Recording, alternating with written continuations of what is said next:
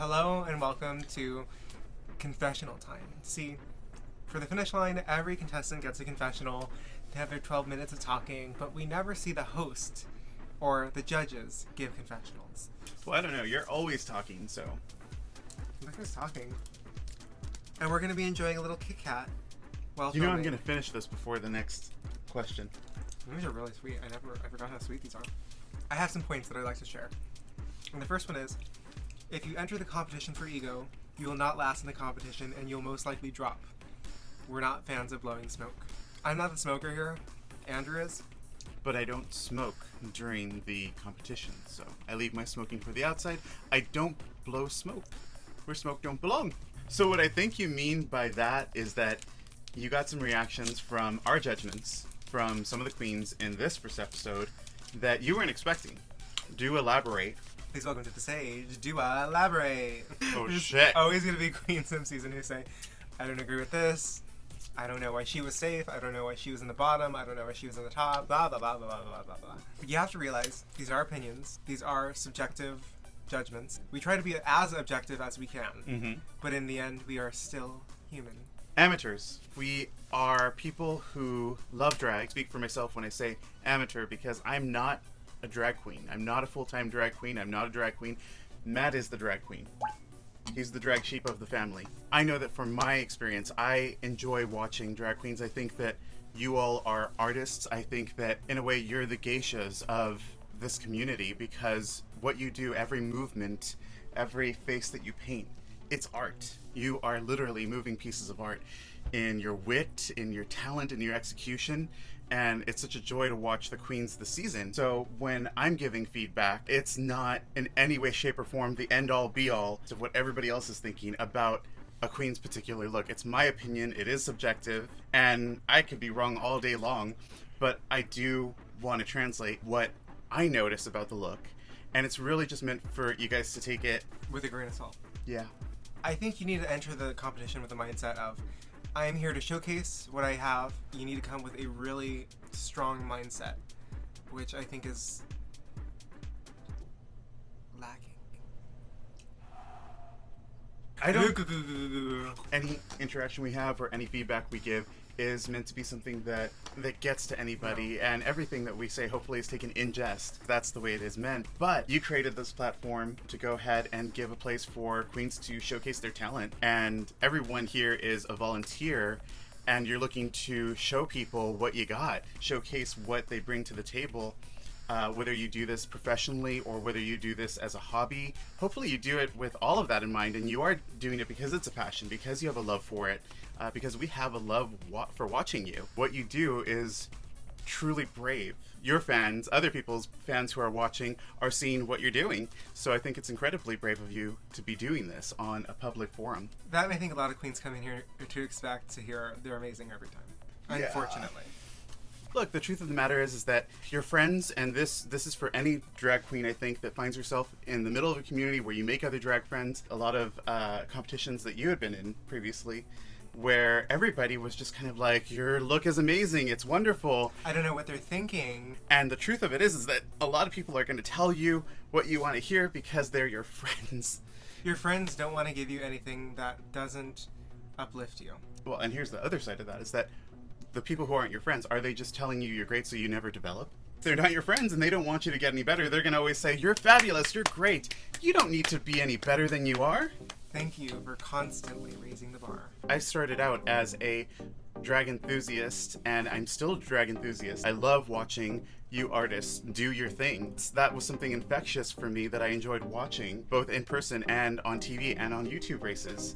And it was something that Matt ended up catching onto at a very early age because he was like, what are you watching? And I'm like, it's drag. And, you know, he was 10 years old. So it was kind of like, well, should I not? Should I what? Should I? Done. This is a very different time. This is 10 years ago. 10 years ago, yeah. So there wasn't this much of an open... Well, Drag Race really just sort of sped everything up. Drag Race was at its inception. This may or may not be derived from a specific competitor of the Finish Line Season 2. But your voice needs to be projected whenever you do confessionals. And I'm not gonna say who. I'm not gonna point fingers. But there's one queen who whispers in her confessional. It's to the point of when I even raise it up to 400% audio that I still have to double layer the audio.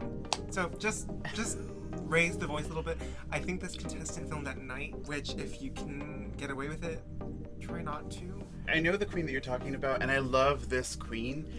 And she has a way of speaking so softly that it makes you go into the screen. But really, sometimes I wish that she would project so that I could hear her, especially when I'm listening into the edit and I'm just like, what did she? What? Maybe you need to get up a little bit earlier and get up and geesh. Well, Andrew, we get up at like 8 for you. Well, it takes a lot to make this look pretty. Well, I only start the foundations of what goes on to this, and Matt is actually the magician that turns me into the beauty that you see. Your first season, you had some drops, and drops are kind of a thing that happen no matter what. Totally understand, life happens, and this year was no different, and it was compounded by COVID, it was compounded by protests, and it was compounded by family matters and accidents. There was a lot that happened to our contestants this year alone. Health issues alone. There are a queen or two, though, that may or may not have been in your first and current season that had a reason to drop, but then the very next day, I actually happened to notice they were already promoting themselves on another competition. Interesting, no? All I have to say is that is a huge slap in the face. Which the she is actually multiple she's that I'm referencing. Because there were multiple Because there were, she's. over the current season and the previous season, there were multiple she's. You created this, again, to showcase other people's talent. And that's hopefully what they're doing. I think that a queen dropping for another race is more of a reflection for them, a reflection on them, than it is on you and what you're doing, because all you're doing is creating a space where they can do what they do best, and that's drag. Where is the work ethic anymore? Like, I said it season 1, I'll say it again. Good work ethic is so hard to find. It's just these people who really have a love for drag, who really have a love for networking, who care about how they're seen. Well, because I think the work ethic is actually what's going to get you further. You can have an amazing work ethic, and your drag can be lacking. Because your reputation, besides the drama, which that's a whole nother aspect of these races, whether it's on Instagram or YouTube, the level of drama is a whole other aspect, but just alone, the person's work ethic and reputation for being able to be professional enough to meet their challenges from beginning to end, and it's a commitment, because you're not committing to Matt and his race, you're committing to the people watching you. I was really excited for some of these queens that left for other competitions to really showcase and see what they could do here, because they're amazing talents.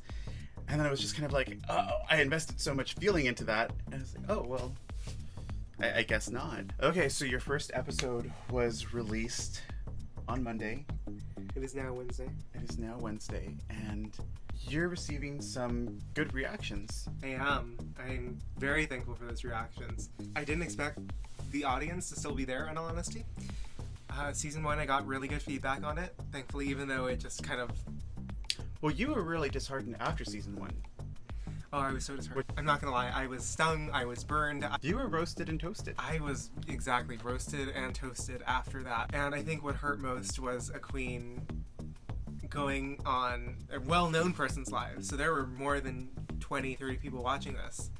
And then shit-talking my race. Well, I felt like, especially in that situation, I know which situation that was kind of blown out of proportion, and your race was really under attack. Well, I got... I got hate comments after You got the hate mail. I got the hate mail. And it tore me up. Like, I'm not gonna lie, I'm not gonna say like it didn't hurt.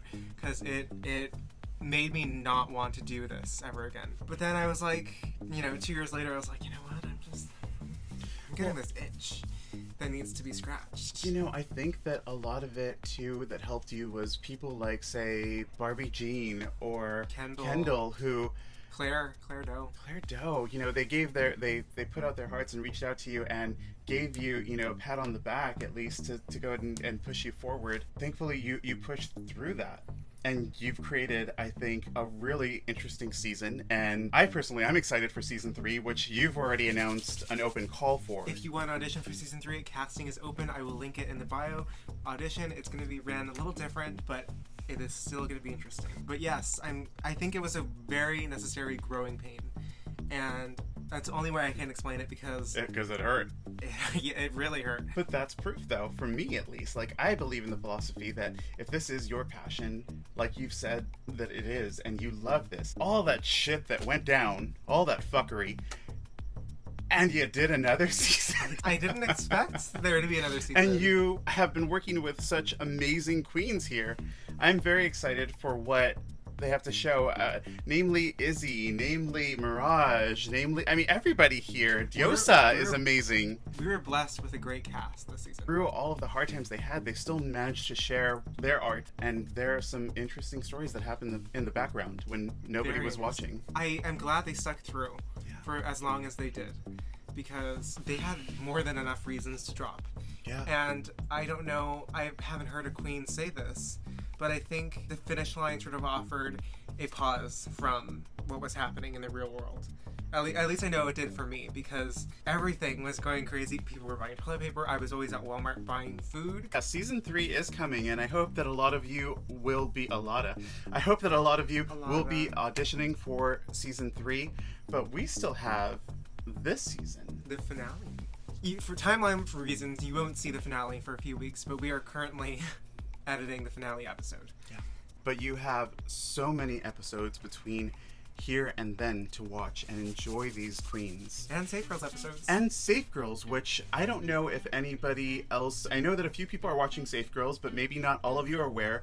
There is a second half to each episode, each main episode we call Safe Girls. So right now, there is Safe Girls episode 1 out there, and it's on both of Matt's channels, his personal channel and the Finish Line competition channel. So please do look for the Safe Girls, because here you get to find out what happened with the critiques for the other queens. You even get to see the other queens lip sync for their life. And it's all in a pretty little package that yours truly edited, and of course Matt oversaw. Tip these queens, tip these talents, tip your favorite performers. Their Venmo information should be linked at the description of every episode, so please look for the queen that you love seeing and show them their love, because... Monetarily. Right, because otherwise, comment, like, subscribe, interact. This will not go anywhere unless you leave a comment, even if it's a hate comment. For me and Matt. I say leave that shit up there. If you really want to, you Stir can see the pot. You can see the hate comments from season 1. Yeah. Goodness. My goodness. Yeah. Expect a confessional every week an episode is released, and I hope that you guys are enjoying it. Make sure to check out the Finish Line on Instagram and audition for season 3. Love you guys.